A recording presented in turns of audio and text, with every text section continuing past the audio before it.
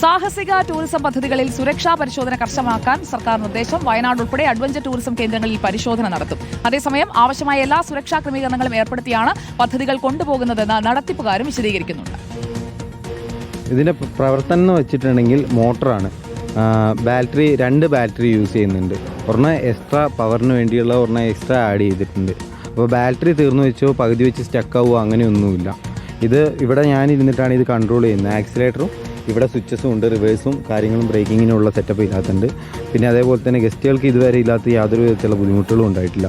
നമ്മളിപ്പോൾ ഏതാ റൈഡിലും നമ്മൾ പ്രോപ്പർ ട്രെയിൻഡ് ആയിട്ടുള്ള സ്റ്റാഫിനെ മാത്രമേ യൂസ് ചെയ്യുന്നുള്ളൂ. പിന്നെ നമ്മളത് എക്യുപ്മെൻറ്റുകൾ പറയുകയാണെങ്കിൽ അത്യാവശ്യം നല്ല യൂറോപ്യൻ സ്റ്റാൻഡേർഡ് ആയിട്ടുള്ള പെറ്റ്സെൽ പോലത്തെ കമ്പനിയുള്ള ആർനസാണ് യൂസ് ചെയ്യുന്നത്. ഇപ്പോൾ ക്യാരബിനർ ആയിക്കോട്ടെ, ആർനസ് ആയിക്കോട്ടെ, എല്ലാം അത്യാവശ്യം നല്ല സ്റ്റാൻഡേർഡ്. പെറ്റ്സെൽ എന്ന് പറഞ്ഞൊരു കമ്പനിയാണ്, അത് അറിയുന്നവർക്ക് അറിയായിരിക്കും. അത്യാവശ്യം നല്ല സ്റ്റാൻഡേർഡ് കമ്പനി, അത് മാത്രമേ നമ്മൾ യൂസ് ചെയ്യുന്നുള്ളൂ. പിന്നെ നമ്മുടെ സ്റ്റാഫ് അതുപോലെ തന്നെ എല്ലാം നല്ല ട്രെയിൻഡ് ആൾക്കാരാണ്. പിന്നെ രാവിലെ വന്നു കഴിഞ്ഞാൽ തന്നെ നമ്മൾ റൈഡ് ഗസ്റ്റിന് കൊടുക്കുന്നതിന് മുന്നേ എല്ലാം പ്രോപ്പറായിട്ട് ചെക്ക് ചെയ്യും. ആർനസ്, പിന്നെ ഇത് പറഞ്ഞ പോലെ എക്യുപ്മെൻറ്റ്, ക്യാരബിനറുകൾ, റോപ്പുകൾ എല്ലാം ചെക്ക് ചെയ്തതിന് ശേഷം പിന്നെ ഗസ്റ്റിന് നമ്മൾ കയറ്റി വിടും.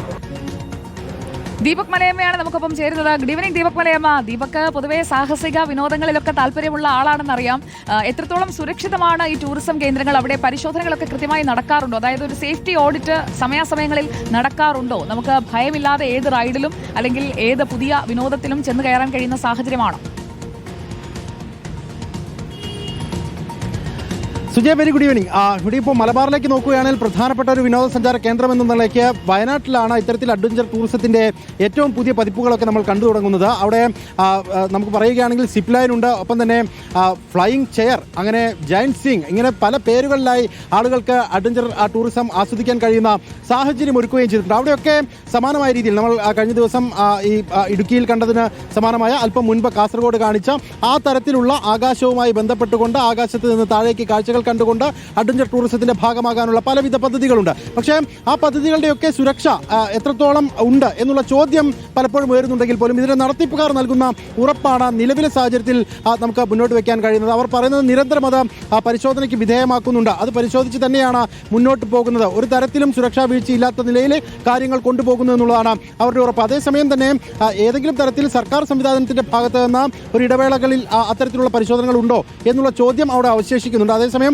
ഇപ്പോൾ ഒരു അനുഭവം മുന്നിൽ വന്ന സ്ഥിതിക്ക് സർക്കാർ തന്നെ പറയുന്നുണ്ട് ഇത്തരം അഡ്വഞ്ചർ ടൂറിസം നടക്കുന്ന കേന്ദ്രങ്ങളിൽ കൃത്യമായ പരിശോധനകളിലേക്ക്, കർശനമായ പരിശോധനകളിലേക്ക് പോകുമെന്നുള്ളതാണ്. അങ്ങനെ പരിശോധനകൾ നടക്കുകയാണെങ്കിൽ നമ്മുടെ ഇത്തരം ടൂറിസം വിനോദമൊക്കെ ആ നിലയ്ക്ക് മുന്നോട്ട് കൊണ്ടുപോകാൻ കഴിയുന്ന സാഹചര്യം ഉണ്ടാവും. ഇപ്പോൾ വയനാട്ടിൽ തന്നെ പലയിടങ്ങളിലും, പ്രത്യേകിച്ച് ഈ തോട്ടമൊക്കെ ഉണ്ടായിരുന്ന പല മേഖലകളിലും ഇപ്പോൾ സിപ്പ് ലൈൻ വരുന്ന കാഴ്ച കാരാപ്പുഴ ഡാമിലടക്കം നമ്മൾ കാണുന്നുണ്ട്. നമുക്ക് അണക്കെട്ടിൻ്റെയൊക്കെ സൗന്ദര്യം ആസ്വദിച്ചുകൊണ്ട് പോകാൻ കഴിയുന്ന സ്ഥിതിവിശേഷമുണ്ട്.